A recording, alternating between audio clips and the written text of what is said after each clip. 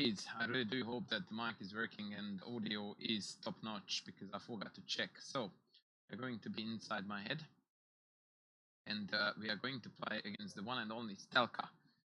And we are going to try to demonstrate some basic ideas like develop horses towards middle. Now after e6, white has got two choices. Bishop g5, pinning the knight, leads to the extremely sharp botanic variation, whereas pawn e3 is the somewhat calmer waters, although even that can go absolute nuts, of the Meran. Now I'm going to be very thematic and play the most aggressive variation.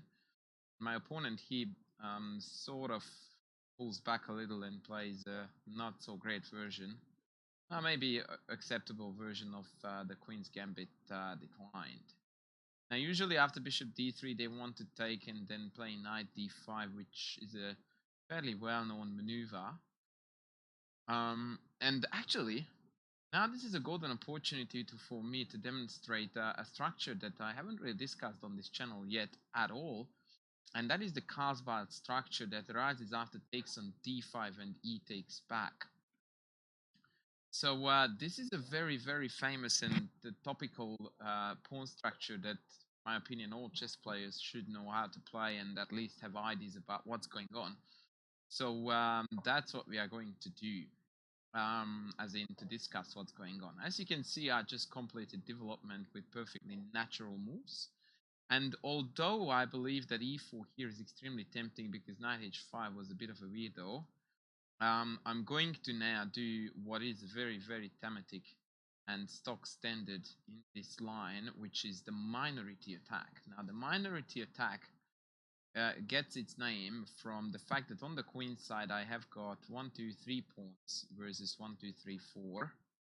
3 versus 4 is a minority, and yet I'm playing on this side, trying to provoke a weakness. Whilst I'm doing this, I'm also stalling a bit because I'm considering whether I should stop f5 at all. I should altogether ignore it. We are going with the ignorance. So rook b1, idea b4, b5. Point of this concept is that no matter how black responds, he will end up with a weakness. Again, I'm stalling though, because whilst I was saying this, I was considering whether or not to play queen c2, knight e4, and I should actually play that. So we are denying knight e4 for the time being, although I believe after rook e8 it is going to come. But at least then my knight is not hanging on c3. So the plan, once again, b4, b5. It takes, d5 becomes extremely weak. He doesn't react, I take, he takes back, c6 is a backward weak pawn. And last but not at least, if b4, b5 he pushes by, I take, isolated pawn. In contrast, his plan should be to create some sort of counterplay on the king's side, for which reason, by the way, this knight h5 move was not really the greatest. The usual procedure here is actually to play knight f8, knight g6, or castles, rook e8, then knight f8, knight g6, and only then do something around, and even then actually knight e4 rather than h6 would be the way to go. So rook e8 as per predicted. Let's go b4. I'm expecting knight e4, b5. This is another typical response. So now he can consider playing b5, but that would ridiculously weaken the structure. Or he can just wait for me to play b5, in which case the a5 would have been opened up. Now, one benefit of this setup for black is the fact that he now has this, which is definitely something valuable. That being said, I can take that away from him with a5, which I'm very tempted to try to do. So a5, knight e4 is what I would expect. Knight e2, I guess. I can never come here because this is open. So a good question is that do I have a useful kind of waiting move? Because if knight here, I can also go in there and then play f4. This is also hanging. Maybe queen b3 just to cover this. But then again, I don't want to remove the queen from this diagonal. What's knight e2, knight f4 like? The idea of Eventually regroup the knight here and here. I actually really do like this. Maybe I shouldn't, but yeah, I do. And the main reason why I like this move is because now I'm hitting the pawn and I'm trying to force exactly that move out of him. That's what I was hoping to see. Because now after a5, this bishop is a shocker. So even if he plays knight f8 or even knight e4 followed by knight here, you will have to spend a fair few moves to come back around.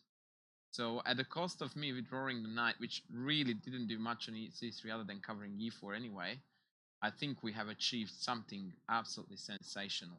Note how I have sort of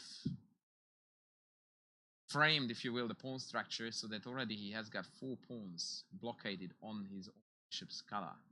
Whereas I have got only one pawn only, my bishop's color. Huge, huge plus for me. Now, I'm not in a hurry necessarily to take this. Could go knight g3, then knight here, and then knight e5. Actually, that's looking great.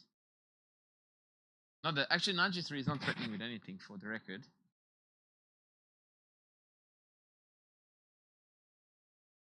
So he by no means has to play knight here against it. In fact, he shouldn't, because then I can go in there.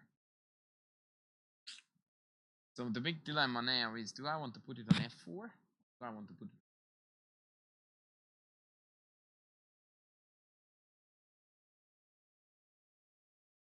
The benefit of f4 is that I may be able to withdraw the bishop and then play d3 and eventually pop something on, or even on c5 and then take. This knight comes to d4. That is looking like a welcome change too.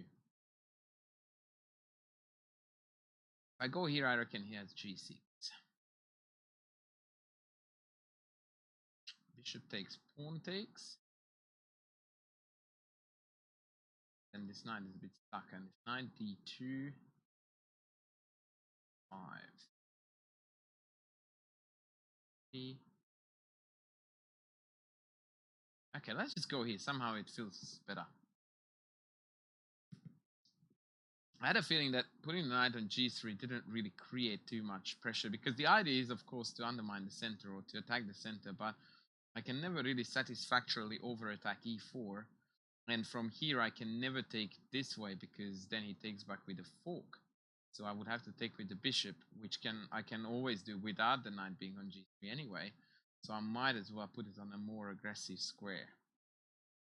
Like I said, I quite like this knight d3 regroup idea anyway. Oh lord, I really do hope that the mic will work, because I really don't fancy to re-record this video.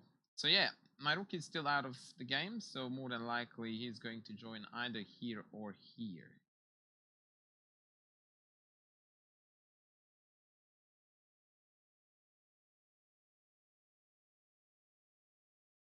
Alright, since I can't think of anything better, I'm going to go ahead with this plan.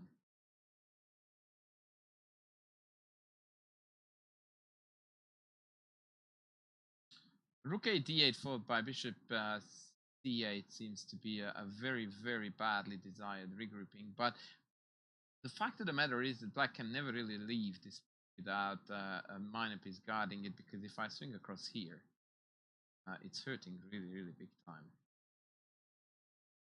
Yeah, so he wants to double up there. Okay, let's drop back here. Quite like this knight. It defends this, it defends this. Can go in there, can go in there. He is a champ.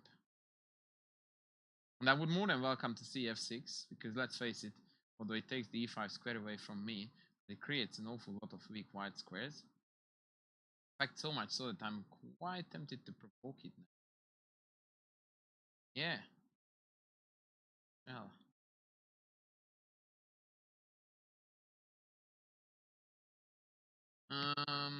That was a minor mistake.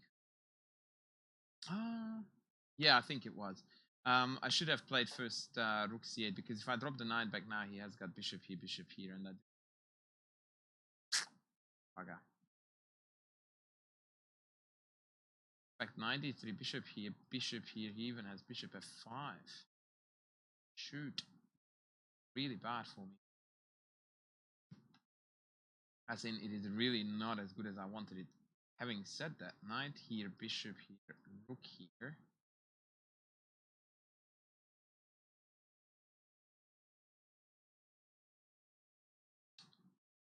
C7 perhaps.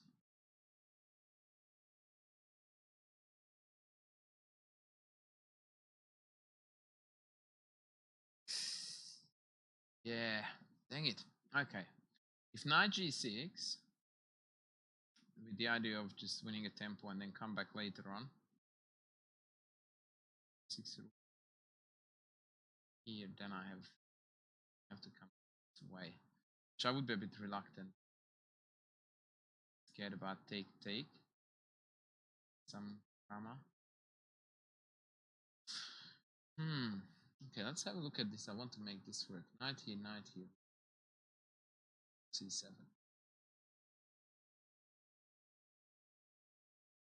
Oh, I can go knight c5. I think. Yeah, okay, let's do that. That's still tenable.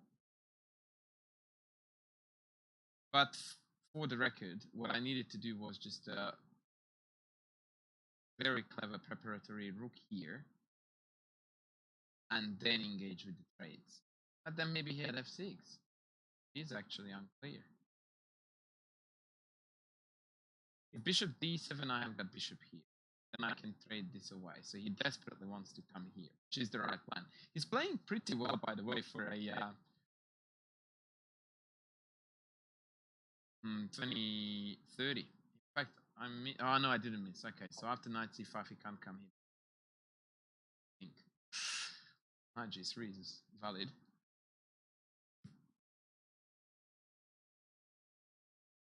Might go for an exchange sec there.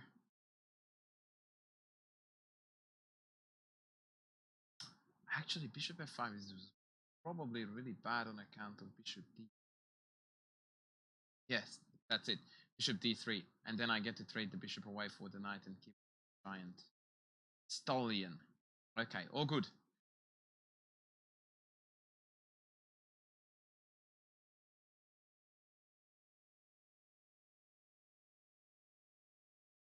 Like that one.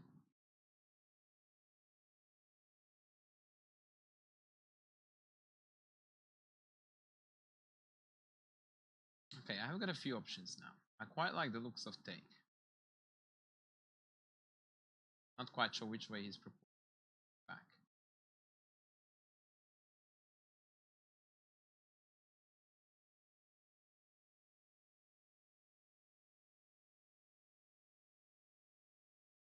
Or I could go rook here followed by simple f3.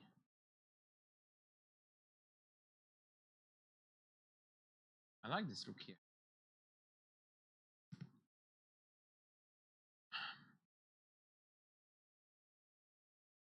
I didn't really fancy capturing this because after d, I don't think I had enough. Whereas this endgame, I think, is a loss for black because after this, I will be. Maybe bishop e6 only move rook here. That looks legit.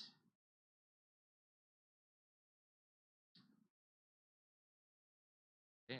Although now, ouchie. Okay, so endgame technique.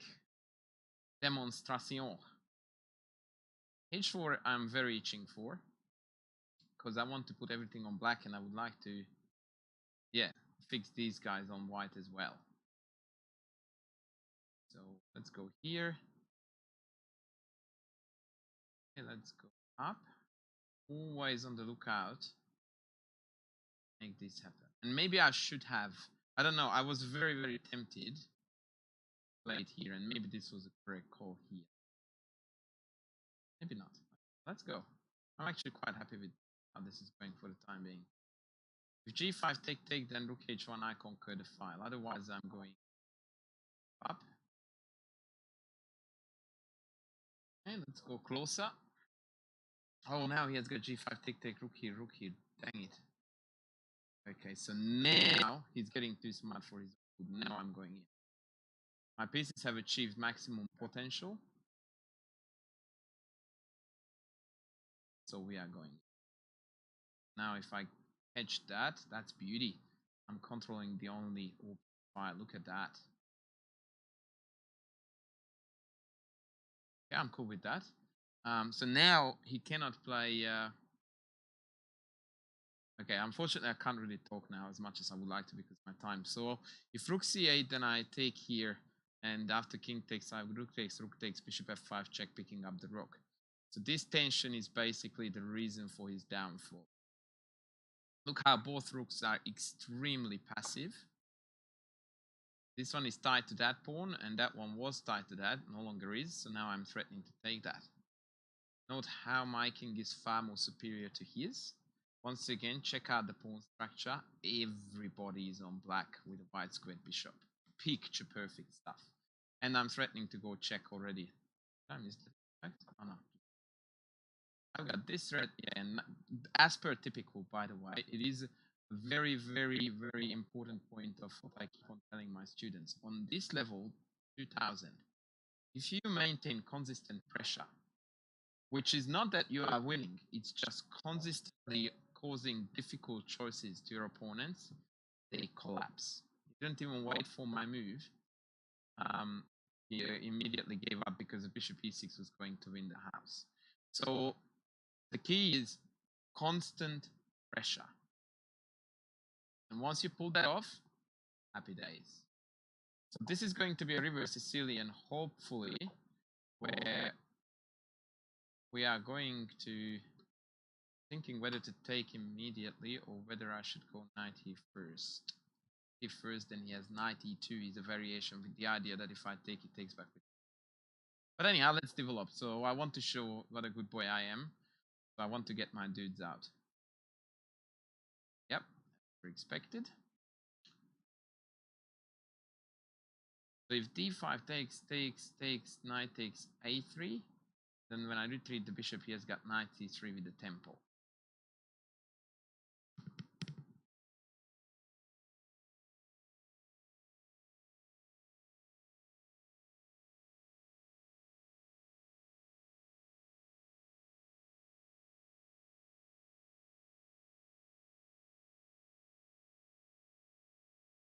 So now we are thinking, good castle, waiting for a3, then take, knight takes, then d5 takes, knight takes.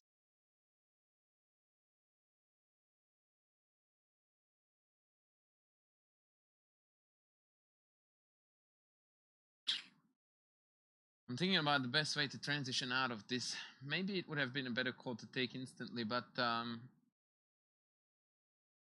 yeah, didn't quite like that. I really wanted for him to provoke me trading the bishop off before I open up the position.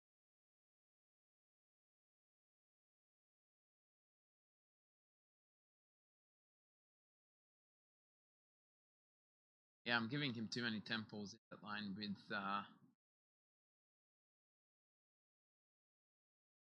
early d5.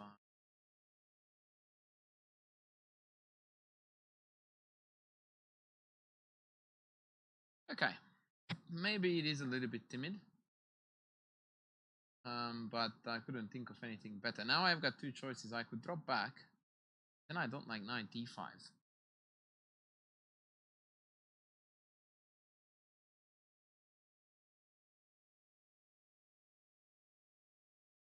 If I take d5 takes, knight takes, bishop d3 is an interesting move. Then I can't play f5, which I would so badly desire to do. But I think that's what it's gonna be anyway. So basically, with reverse colors, we ended up in a Sicilian where he even has the two bishops. The only thing I have is superior development, and depending on how he organizes his pawns, potentially a d pawn to play against. I would have loved to castle here in this structure, so part of me is slowly dying inside me for not being able to put that one off. Okay, b4.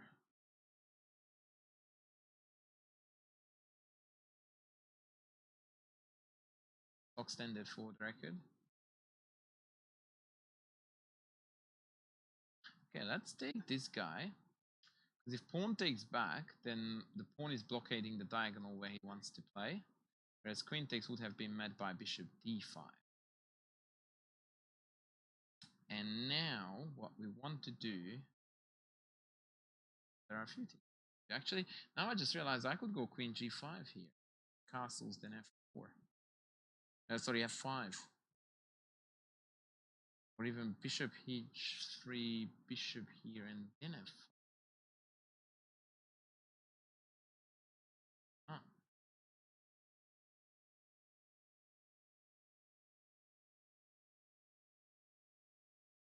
Righto.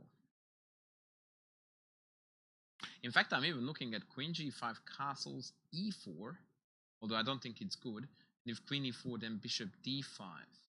Then he seems to have queen g4. Just saving him by the skin of his teeth. That was such a cool motive.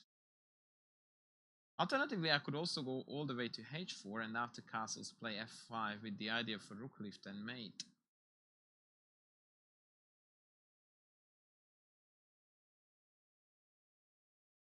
Okay, this somehow feels more natural to me than going here. I don't know. I'm trying to force castles out of him and then f5. We are going to begin a kingside attack as best as we can. Idea f5, e4, knight e5, bringing all the dudes to the kingside. The official name. Like if I in this position had 15 moves in a row, then an excellent strategical plan would be to play f5, e4, knight e5, king h8, bishop c4. Trading of the white squared bishop, leaving him with a gazillion weak white squares. Unfortunately, we don't have 15 moves in a row, so this might be a little bit complicated to pull off. In fact, after castles, if I play f5, he has e4. And then if e4, then bishop b2, and that bishop on that diagonal, holy cow, is it?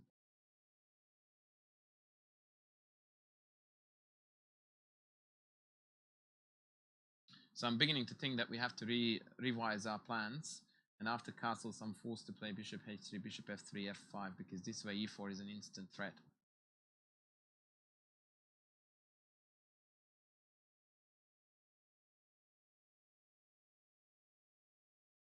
Yeah, I quite like that actually. Not sure what he's thinking about because castle seems to me to be the only sensible move here. Bishop f3 perhaps? There we go. I thought f5 was good, but maybe he wants to play e4 then. Although then I seem to have the pleasant choice between leaving it on and just dropping back, simply pushing it through, trying to ridicule the bishop here. And also that bishop is a bit... Yeah. Reina. F or e4, f4 basically kills both of his bishops. Then this is a lemon. But more importantly, this guy can't really do much because in order to bring it here, he has to give up the d4 square. And note how I have got this now. And on top of everything, I can still pull off this, followed by this. Oh yeah, baby. So this was a very interesting transition because he did see this. That was his plan all the way to get e4 in, but I think he misevaluated this. Clever move on the one hand, potential disaster on the other.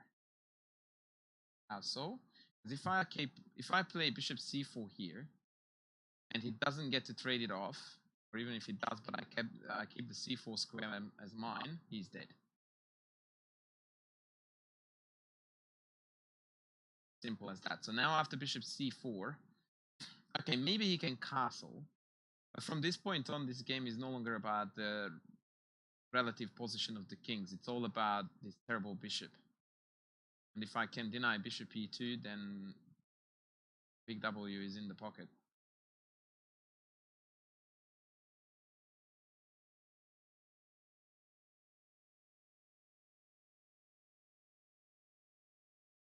So let's go. Bishop here, castles, queen g6. Idea queen e6, backing up the bishop, creating further threats. I'll say e5 is dead. Nah, this has to be right. We deny the short castle and we occupy the most important square on the board. Now this time we are ridiculing this bishop. It seems like the theme of this video is going to be the poor bishops, because in the previous game his white squared bishop was the reason of his downfall, and now we are looking at this b2 bishop, which is an absolute cluster disaster.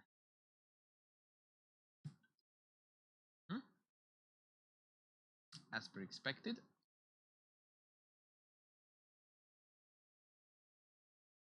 I really do like this maneuver. I'm probably a bit hooked on it even. But I have a little worry. That little worry is that if I go here, he can come in. Queen e6, he can take this. Maybe that rook gets trapped though. The rook. Can't play rook there because I hand it down. Mind you, don't really like to give up. Like this smells to me like counterplay, and I don't like. I hate that word. Fine. I didn't really want to play rook d8 because then seems to be coming masses of trades, and although I consider my endgame clearly superior, if I could help it, I would not want to.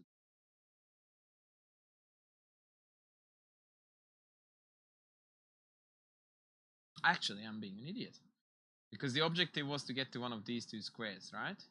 Why don't we come back here? Going back here. And now I have denied this, and I want to go here. If bishop here, then I can come here still. Yep. So now, actually, I don't even want to go there because h3 bishop g4 is a tempo. Do we not care anymore? Or I go queen f7, which is a very sneaky way to tell him that, you don't want to go there, bro. Bro. Yep, that's it.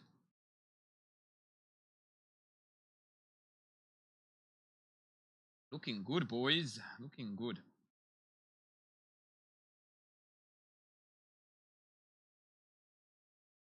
Now, what would be amazingly awesome would be to be able to regroup this knight now from here, here. That would be a perfect strategic goal, because that way I would block off his only source of counterplay, which is the d file. And my knight would be also covering all the important weak white squares and in fact be ready to jump in. The only problem with that is that to transfer the knight from here to here takes an eternity. But something took place in my head, or shape rather, sorry, in that I wanted to play a5, although taking is definitely undesired, because then he takes back like so. Excuse me, and then the bishop diagonal opens up, but then I can sell a maneuver like that, which I quite like. Also note that bishop b3 could very well be a threat on its own right. Though after queen d3, rook d8... Yeah, no, definitely. Because now, yeah, I can conquer the d file then. So bishop b3, queen here, queen back, I take, queen takes back, rook d8, queen e2, and then, oh boy, how sad is that? Wow. Okay, well, that didn't exactly put a lot of pressure on me.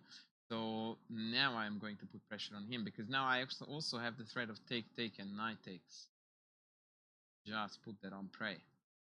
Once again, check out the good old theory of putting constant pressure on. Started with bishop c4, continued with this nasty maneuver that destroyed his plan that he thought was awesome, and immediately the lemon comes. And now he just went back. So essentially, he donated to me, I don't know how many moves. 2, 3. And I can do with it whatever I please. So bishop b3, queen here, rook here, queen e2, rook takes, rook d8, go queen e2. This is death.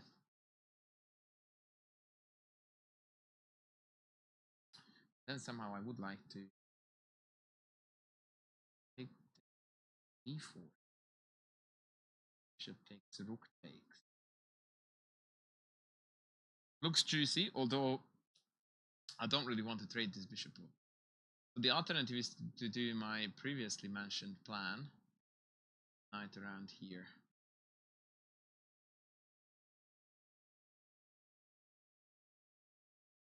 Yeah.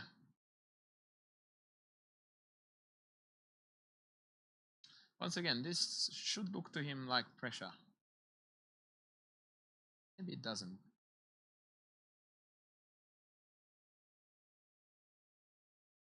Okay, that was a good move. Now he has got rook d7, so I have to go in. Which means that I can't come around here. Yeah, I think I got a little bit too cocky. Actually, but if he's still going in. Tango queen e6, bishop g4. Wanted to attack the rook. Tango queen f6. e6. Rook unnecessarily. Okay, let's go in here. Feel like I'm throwing this game.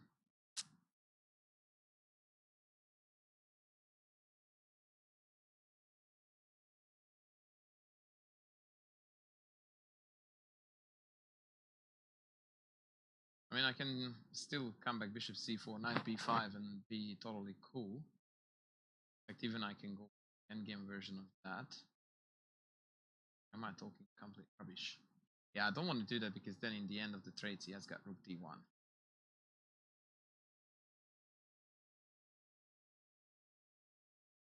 Actually, I just realized the cool motive. I may be able to drop back here and then bring the queen into b3. Boy, oh boy. Although, then rook d1 again becomes a possibility. Yeah. I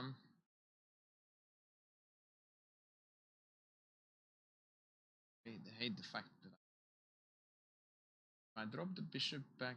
Actually, now he has to be careful. If I drop the bishop back here, I think he's short of squares, because if queen here, I have got bishop here picking up this cherry. See how he responds to this? Queen here loses to rook here.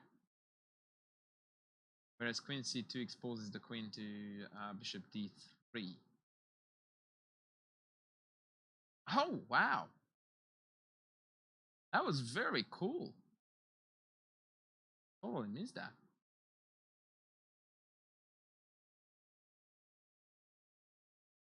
Good on him. Wow.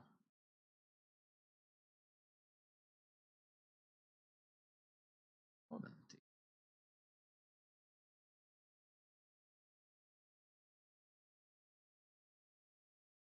I can do sexy as well. Silly after queen.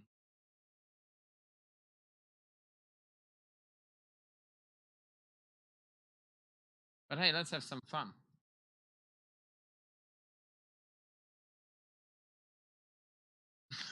With the queen at 3 or queen e1 I have to take though, yeah. Then we will come back. So that wasn't actually that smart. Yeah, I messed this up somewhere, somehow, really badly.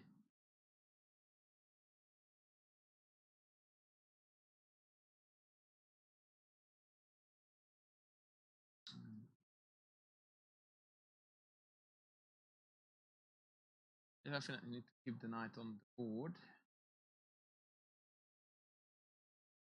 Okay, so now plan is b6, knight e9. But this position is no longer what it used to be. I don't really care about this, although a4, bishop a3 releases the bishop.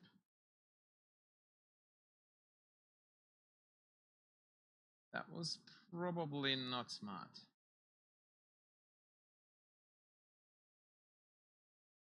Not smart. My plan, king e7, kick the bishop out. Okay, now I back to very good. Because, yeah, shut that down. So my only objective, again, is to keep these guys on black. Yeah, this has to be very good for me. Like, I'm already picturing my knight here. Putting tremendous pressure on those guys. And yes, my pawns are on black, which is the color of the bishop, but it's impossible to bring the bishop in. Once again, we are echoing the theme previous game. Yep, okay, let's gain some space here because we'll need that, because a knight on b5 by itself is not going to win the game. In fact, he's already preparing for that. I can see already the winning motive. The winning motive will be, depending on how silly he is, if he takes, then it will become easier, because then I take this way and then I can create pass pawn here. But the winning motive is going to be... Actually, I messed this up a little bit. I was going to say that I need to play for c5 at one point. And I'm just thinking about how to do that best.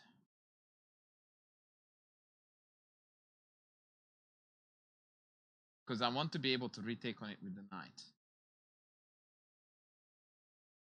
Hope that makes sense. Oh, there. Check here. Enough. He wants to play now g4.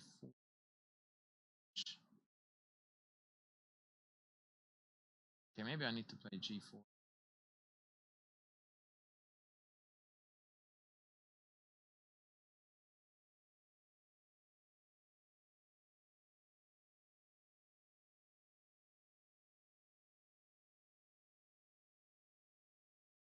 That could very well have been a losing mistake that he took that. Because now these guys are under tremendous pressure. Actually, did I have just g3 there? Good. Indeed.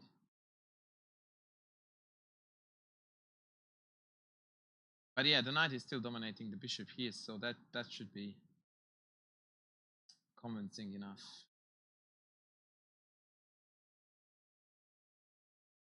Okay, so let's check this out again. I had the feeling that it's an easy win.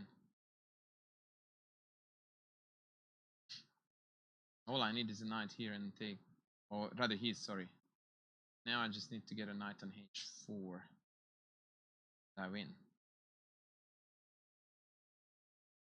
Yep. His bishop is hopeless. So I'm going tick, tick, tick.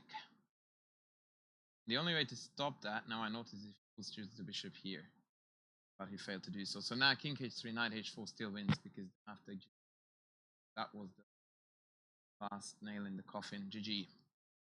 King pawn up, pawn up. Otherwise I take this.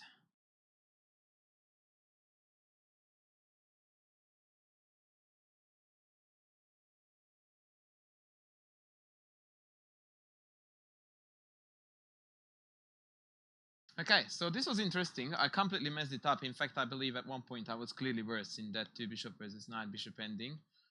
But I think he either was content with the draw that he thought was a draw, or just didn't understand what was going on. And instead of trying to beat me, he just hung around, which is always a bad idea in endgames. And his bad bishop eventually caused his downfall. Interesting. All right, so let's have a look at this, because yeah, this was very far from clean. So the opening went logically, and I think we got out of it what we could. So we are already better. F4 was correct. Actually, the computer prefers rook d8 over bishop c4. Mildly surprised about that. Okay, whatever.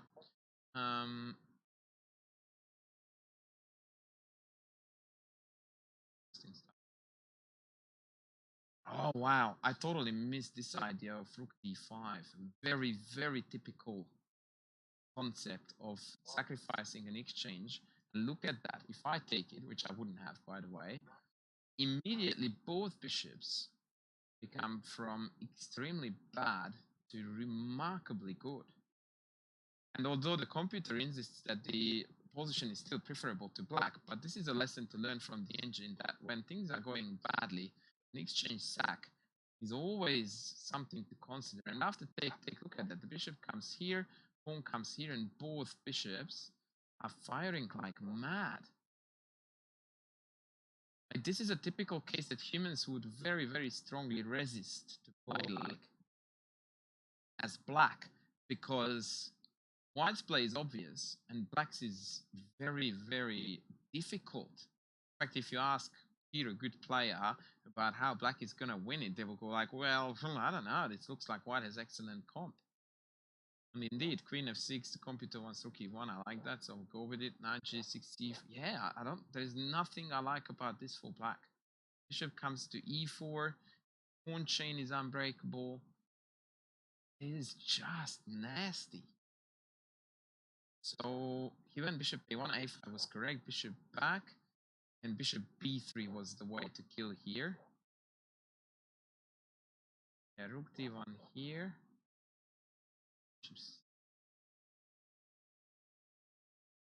Yeah, okay, so this is where I missed the win. I got a little bit too cute with this stupid knight move. Queen d1, bishop b3 there. Knight c8, wow, so apparently I should have carried out my plan. Oh, he didn't have c4, of course. Oh my word. I even said that the plan was to get a knight on d6. Okay, so that was fail. Take there, queen e8. No, changes c5. I don't understand. I went bishop c4, and rook d1 was beauty. Credit to him, I totally missed it. And that was just a bit of a mucking around move because, yeah, why not coconut? In fact, after rook takes d4, I had nothing. Still can't take the queen. Ouch. Okay. So yeah, that was silly. Then we went into the trade. Then knight c6, queen came in. Take. And here I needed to play a4 instantly. But this is a little bit impractical because there is no way that's losable for white. Like opposite colored bishops, yes, this is hugely rubbish, but the king is way too close to the pawns so that I can't hurt that. So that's why I dropped the knight back. But having done that, I compromised the outcome of the game because after take, white has this. After bishop e6, yeah, no, this was bad. And here he played the 3 weak moves like that, allowing me the a4. And this was roughly the point when I knew that I was going to win. Because from here on, there is no reviving of this bishop. The only way to kick this guy out is if we trade it off, which is precisely what happened. And happy days. Again, this one I may have misplayed a little bit. I don't know. I think I'm playing all the way sensible moves here. It's a bit of a fiddling around here. So, yeah, at one point I thought that my winning plan was here to play c5. This actually turns the tides entirely because of b5, so thank God I didn't do that. And here I think g4 was also legit. I don't really understand h4 because after g4 I don't see what my winning plan is going to be. Tell me, computer, how we are winning this? 3. I get that. What's the winning plan now? I don't think this is winnable. Yeah, let me just play it out for a sec because I'm really curious how the computer. Okay, the fact that he went here and here tells me he has no winning plan. Yeah, no. Like, there is no plan here, as you can see. King e1, king e6, knight e2, king f6, king knight b5, blah, blah, blah, nothing. Yes, so that's rubbish. So the big question is now that obviously if that's the computer's recommendation, then g4 is bad too. And I'm curious to see why this is bad. See how weird it is? This is why, yeah, people back in the days used to say that computers is useless at endgames. The computer recommends h4. As soon as I play out g4, the valuation increases. Loving that. And honestly, I have no idea how the computer. And there's no winning plan there. It's just shifting moves around back and forth. Feel free to message me in the YouTube video if you figured out what the computer wanted there. Whereas g4 is a legitimate winning attempt. And after the take, it's immediately dead. So the question was, what would have happened if he had gone there? And perhaps the win now is to regroup the knight here. Admittedly, I cheated and I posted it. I wanted to go up and go from here. But I really do like this plan of tempo move, whatever. King back. We can't take because then they take. Then knight d6, king f2, knight f7. Forcing bishop c1. g5. Even here it doesn't look like we've got a win. Knight d6. So what happens if they go back? Still no winning. Wow. Okay, so what happens if I go up? That's what I wanted to do. So the idea is that if they take, I take, they take, and I go here, right? The legend. And my king penetrates and will pick up everybody. Cool. So that's a win. If they take here, check this out. Okay, so we don't do that. But we play ef4. And again, we have got a very similar story to the game, plus the additional 2 pawns. Take, take, h3 check. Good move. King takes here. Now the king is extremely passive. King here. Winnable. It's winnable.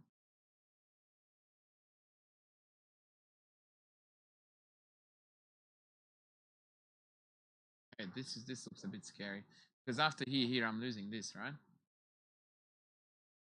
Or if knight c7 here, knight e6, then I'm constantly tied to the defense of the pawn, so I can't do that.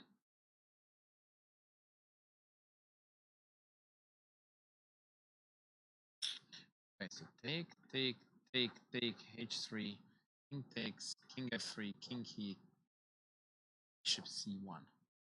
Extremely annoying. Knight here, check. Here. No, no. Nah, okay. Yeah, we are winning because this is coming, and the knight covers the e7 pawn. It is a little bit harder than I would have liked it to be, but this is a win. That guy is running, and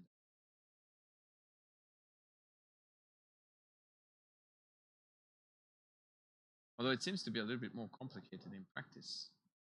g3, king e2. Here, and look at that. He was the original idea, but now the computer realized that this one is c2.